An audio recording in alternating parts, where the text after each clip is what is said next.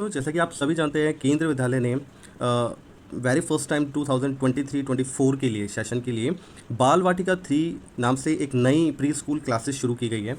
और ये बाल वाटिका 3 जो सेशन के लिए इस सेशन के लिए शुरू किया गया है, ये सभी विद्यालयों में अभी मतलब सभी विद्यालयों में, केंद्रीय विद्यालय जितने भी है भारतवर्ष में, सभी में स्टार्ट नहीं किया गया है। अभी स्टार्टिंग में सिर्फ 450 ऐसे विद्यालय चुने गए हैं जिनमें बाल वाटिका 3 प्री स्कूल जो एक टाइप हो गया, जैसे आप एलकेजी यूकेजी क्लासेस लेते हैं, तो उसी टाइप की जो ये है बाल वाटिका 3 से जो जिसमें मिनिमम एज 5 साल चाहिए बच्चे की और मैक्सिमम 6 साल से ऊपर नहीं होना चाहिए, मतलब 5 to 6 के बिटवीन होना चाहिए बच्चा।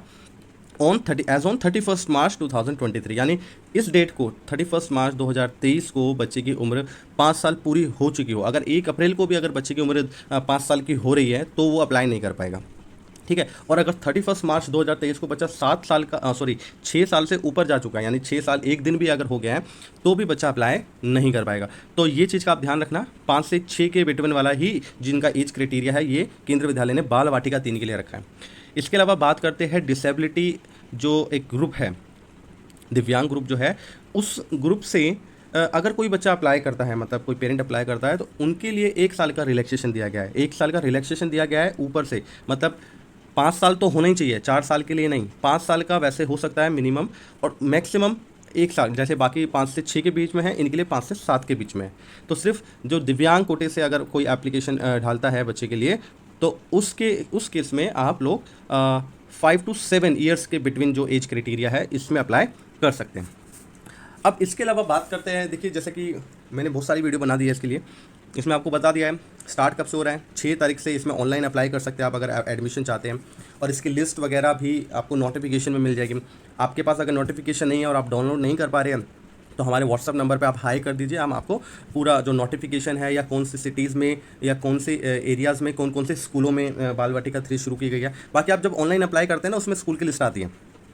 तो 6 तारीख से, ये जो पिछली 6 तारीख गई है, उससे अप्लाई करना शुरू हो चुके हैं। और 18 जुलाई जो रहेगी, इसकी लास्ट तारीख रहेगी अप्लाई करने की, और 7 बजे तक आप अप्लाई कर पाएंगे। और 18 तारीख को 7 बजे के बाद ये लिंक जो है बंद हो जाएगा, उसके बाद आप अप्लाई नहीं कर पाएंगे, ठीक है।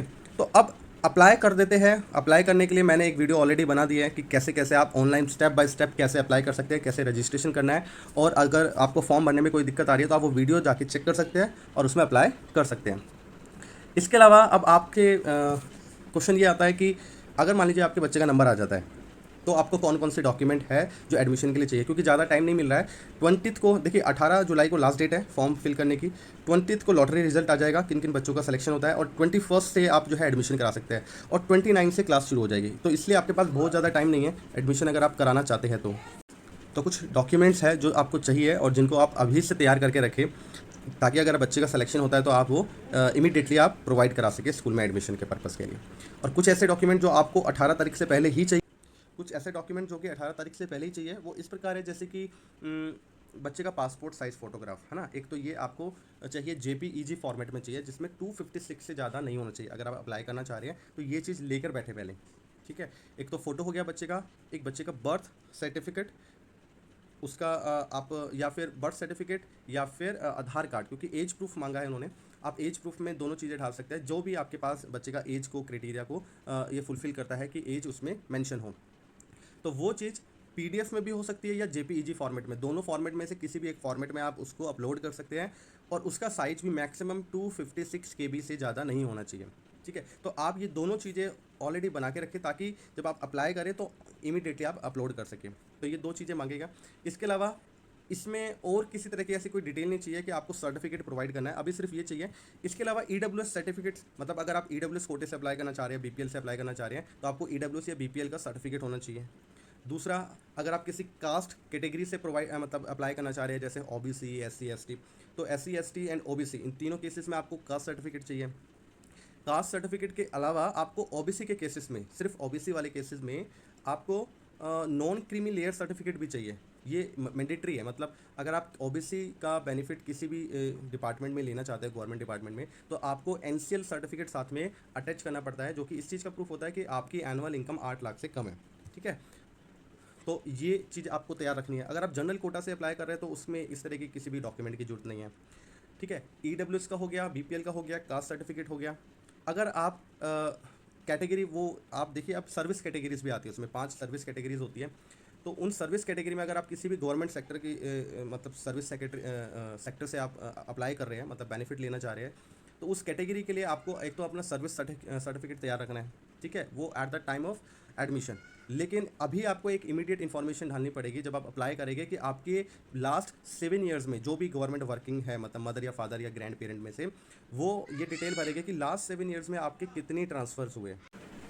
और ये ट्रांसफ़र के बेसिस पे आपके चांसेस बढ़ जाते हैं कैटेगरी के अंदर भी। अगर आप सर्विस कैटेगरी में भी अप्लाई कर रहे हैं, उसमें भी आपको प्रेफरेंस दी जाती है अगर आपके ज़्यादा ट्रांसफ़र हुए होते हैं तो, ठीक है। एंड इसके अलावा आपको at the time of applying, मतलब जब आप एप्लीकेशन फॉर्म फिल कर रहे हैं, उस टाइम आपको और किसी तरह की अदर डिटेल्स नहीं चाहिए। अब आते हैं बात, हम करते हैं एडमिशन कराने अगर आप जाओगे तो आपको क्या क्या डॉक्यूमेंट लेके जाने होंगे। आपको अपना पासपोर्ट साइज फ़ोटोग्राफ, बच्चे का मम्मी पापा का ये सब चाहिए आपको, उसका बर्थ सर्टिफिकेट चाहिए, चाइल्ड का एंड मदर का आधार कार्ड चाहिए, फादर का आधार कार्ड चाहिए, ठीक है। EWS सर्टिफिकेट लेके जाना पड़ेगा आपको अगर आपने EWS या BPL से अप्लाई किया है। कास्ट सर्टिफिकेट से अप्लाई, अगर आपने कास्ट से अप्लाई किया है तो कास्ट सर्टिफिकेट भी आपको लेके जाना पड़ेगा। OBC वाले केस में OBC का सर्टिफिकेट एंड NCL सर्टिफिकेट लेके जाना पड़ेगा।